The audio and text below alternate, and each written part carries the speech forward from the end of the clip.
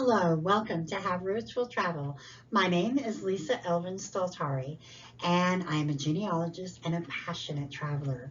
My YouTube channel is going to be and is about travel and genealogy and how where we live and where we go to affects our history. Right now, I'm focusing on the history of Les Filles du Roi, and I'm producing a series that started off as just a few videos, and because of the contributions and the suggestions of viewers, I've now grown to, I think I'm on video number 72. I plan on doing all of them because if I do one, I have to be fair, right? So all of the Filles du Roi who have descendants will eventually get done as a biography. So with that being said, I just want to make sure that you know, I'd love for you to subscribe to the channel if you like what you see. In future videos, I'll be doing travel. I'm preparing one now for traveling in the Eastern Townships.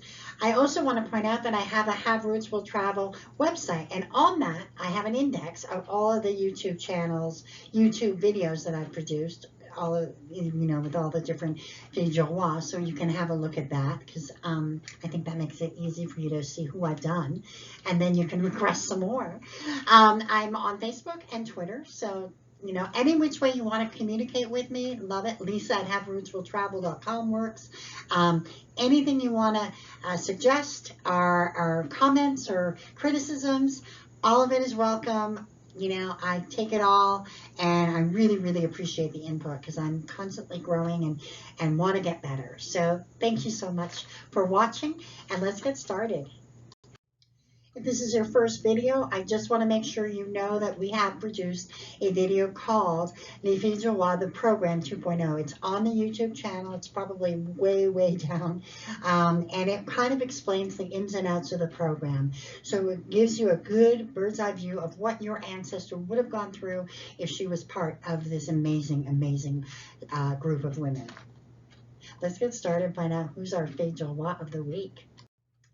Her name was Jeanne Petit, and she is a viewer request. And then I looked in my files, and there is my best friend. There's one of hers, and the husband of one of my dear, dear friends as well.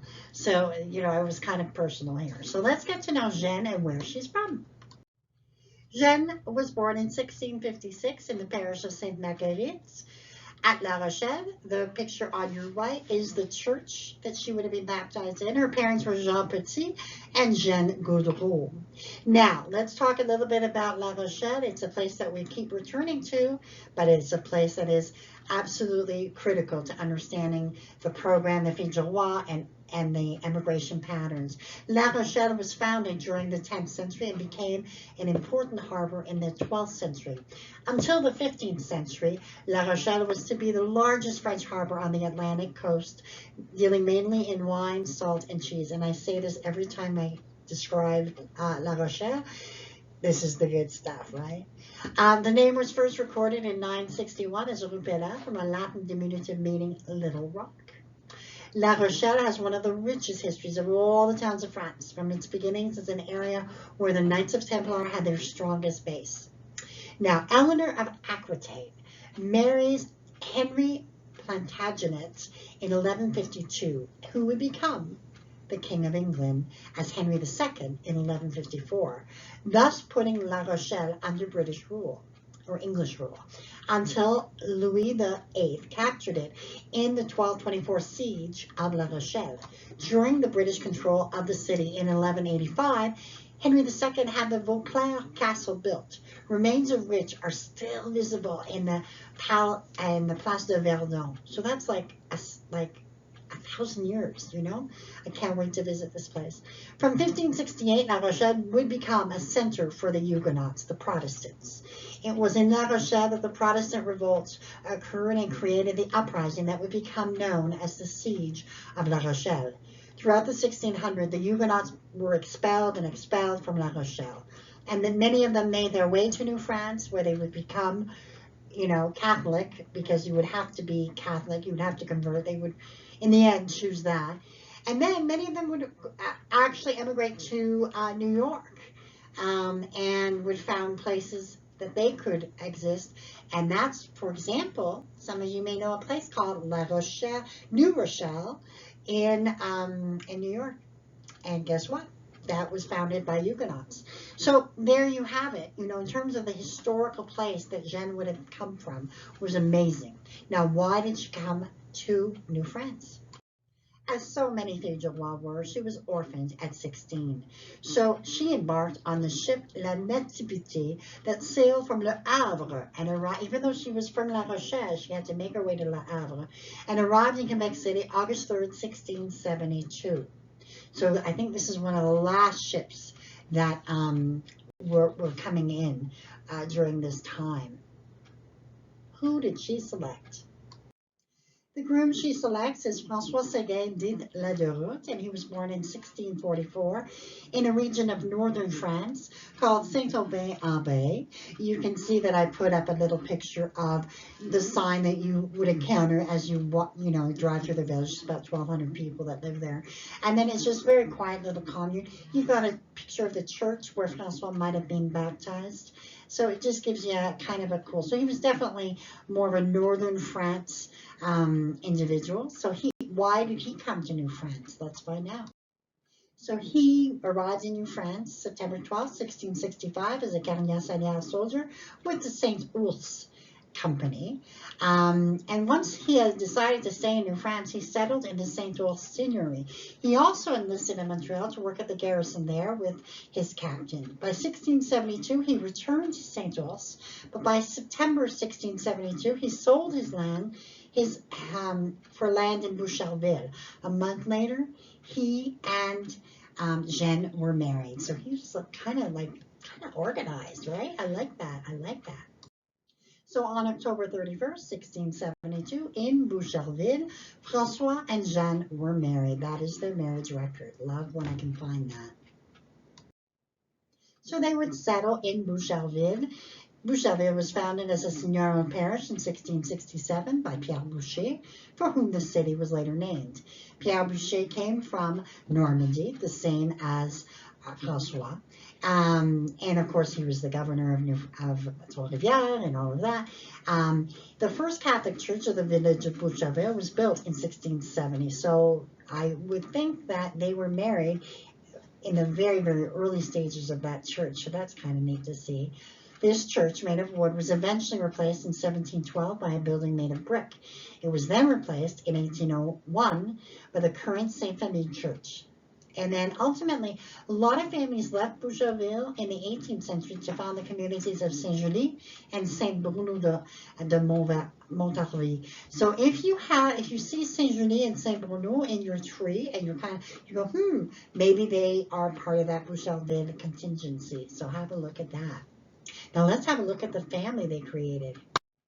Yes, they really did have 12 children. Let's have a look at where their children went. So we have Françoise, who married Charles Patineau and had 9 children, all of whom made it to adulthood. Jean-Baptiste died in infancy. Marie-Madeleine married François Achim and had 4 children, all of whom made it to adulthood. François married Marie-Louise Fillon and had 5 children, all of whom made it to adulthood. Jeanne married Joseph Robideau and had 11 children, 9 of whom made it to adulthood. Pierre married Barbe Fillon, the sister of his brother Francois' wife, and had 8 children, all of whom made it to adulthood. Simon married Madeleine Beverly Cole and had 8 children. Just an interesting side note, Madeleine was an American who had been captured in an Indian raid and raised by French Canadians. I mean, if that's your tree, that's part of your tree, that's just a fascinating thing. So I urge you to investigate that. And then we have Catherine, who passed away at 2 years of age. We have Jean-Baptiste, who married Geneviève Barbeau and had 8 children, all of whom made it to adulthood. Joseph died in infancy. Did I skip one? Geneviève died as well in infancy. And then the final Joseph married Françoise Sauvageau and had 2 children, both of whom made it to adulthood. So Francois would pass away at 59. He died at the Hôtel Dieu Hospital, indicating that he probably was suffering from some ailment. He was buried the next day and possibly was being treated, that sort of thing. And just very sad, very sad. Jeanne would move in with her son Francois at La Chênaie, and she would live on for another 29 years on her own, dying at the age of 77 on March 29th, 1733, and she was buried at Longueuil. As of 1729, her and Francois can count 101 descendants. Just amazing, amazing couple. And the legacy lives on. The Seguin Association of America has a wonderful website. Please, I put down the index there, or the address in the notes below. Have a look at that. The picture there is actually in Francois' hometown, so that's an amazing tribute as well. I want to let you know about a couple of resources that I really recommend. La Société des Filles du Roi et Soldats du Carignan is a fabulous lineage society. I'm a member, and I'm also the membership chairperson. And also, even before I was a member, I was using that website because they have all kinds of resources that you don't have to be a member of. Just kind of look up stuff. And then once you are a member, there's even more to look at. So I definitely recommend them. And you get a really nice, if you become a member, you get a really nice, certificate. So it's really nice. And then the next one is fairly new. I just discovered it, and I'm a member of it, and it's on Facebook. It's a group, Les Filles du Roi Descendants. So there's about almost 5,000 of them. So it's really nice to see all of the different contributions that are being made. And then the third thing is this amazing website called Migration, but really, as I say all the time, it really is everything you ever wanted to know about Les Filles du Roi. So I would definitely recommend that you look that up. It's got information on Filles du Roi, Filles Mariées. They've got stuff on the ships, the Carignan soldiers. I mean, it just goes on. It goes on and on and on. So I definitely recommend them. And with that, we end another biography. I think they are a remarkable couple, and they made a significant contribution to the areas where they went, in Boucherville and La Durantaye. And I think that the fact that they have 101 descendants by 1729, pretty good. And with that, we end another episode, and I will see you. I think it's going to be episode number 73. Until then, adieu and au revoir.